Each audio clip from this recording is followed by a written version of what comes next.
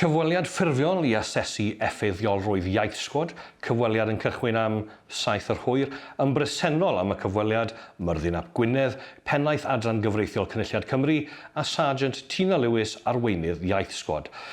Sargeant Lewis, ga I ddechrau drwy holi chi am yr wyddfa incident? Iawn. Fel wy'n deall, roedd yna grew o Saeson aeth I gerdded I gopa'r wyddfa mewn dillad anaddas a ffindio'i hunain yn styc ar y mynydd. Na chi. A beth nath Iaith Squad yn yr achos yma? Wel, ethon ni lan y mynydd, pwyntio atyn nhw, chwerthin, a wedyn mynd adre. Ac oeddech chi'n gwybod beth ddyle chi wedi wneud? Chwerthin yn uwch. Wyn tal. A noswaith dda I chithe. Wy'n gweld bod eich enw chi lawr fel just wyn tal. Os gyda chi gyfenw? Wel, dyw hwnna ddim yn enw Gymreigaidd iawn. Mae'n ddrwg dy fi, ond I ddim eisiau bod yn ddilornus. Ta beth, wi wedi bod yn edrych drwy eich CV ac yn honna eich chi'n rhestru un o'ch prif nerthoedd fel cyfathrebu o ddifri?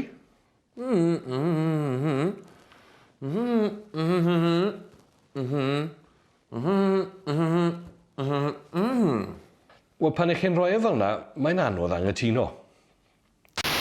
Noswaith dda, Miss Bevan. Helo.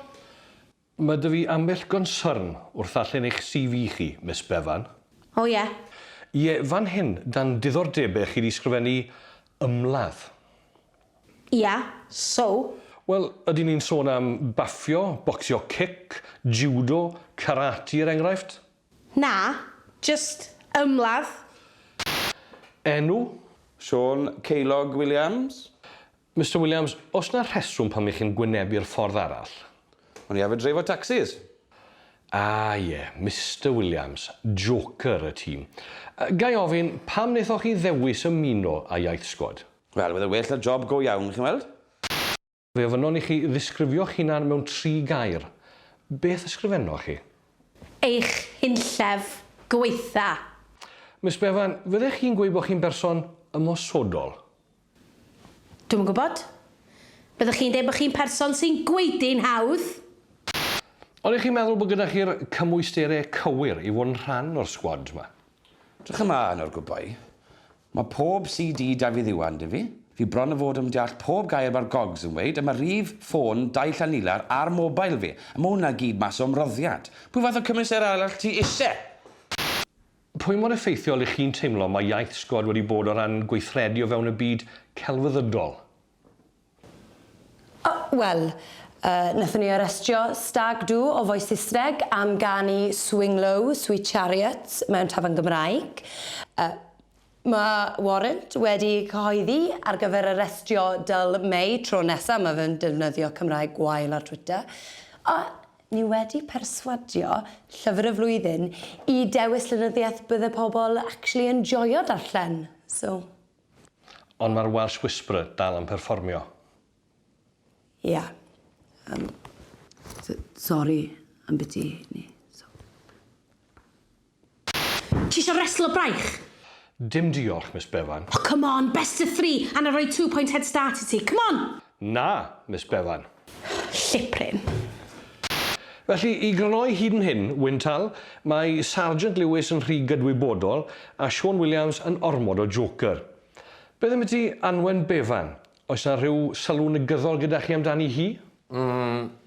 Dim yw dim? Sut felly? Mae'n hala ofan y diawl arnoch chi. Ydych chi'n meddwl mae'r ffaith tawch tad yw chief yr Iaith Squad sy'n gyfrifol am eich agwedd treisgar? Mae gen ti 2 eiliad I denu hwnna nôl, neu fyddai'n cicio ti'n ti! Ie, yn gwmws. A wedyn wedodd e, fi ddim yn nabod fi yn Western. Ie, da iawn, Mr Williams. Felly, yn eich tîm chi, Mr Williams, mae Iaith Squad yn cyflawni ei dyletswyddau gyda arddeliad. Odyn, a ni'n neud bloody good job with. Diolch, Mr Williams. Oes yna rhywbeth mwy gyda chi I ychwanegu? Alla wedi'r camera? Os fynnwch chi? Just eisiau gweud, licen I gweud helo mam, helo dad, helo pawb yn egloswrw, a pawb sy'n nabod fi o'r adar arall. Diolch. Hwna'n oce? Hyfryd. 11 hwyr, cyfweliad Iaith Squad wedi terfynu. Copi i'w ddanfon at yr uned gyfreithiol a Prif Weinidog Cymru, Mike Duckford. Terfynu. Ie, terfynu. Dyna syniad.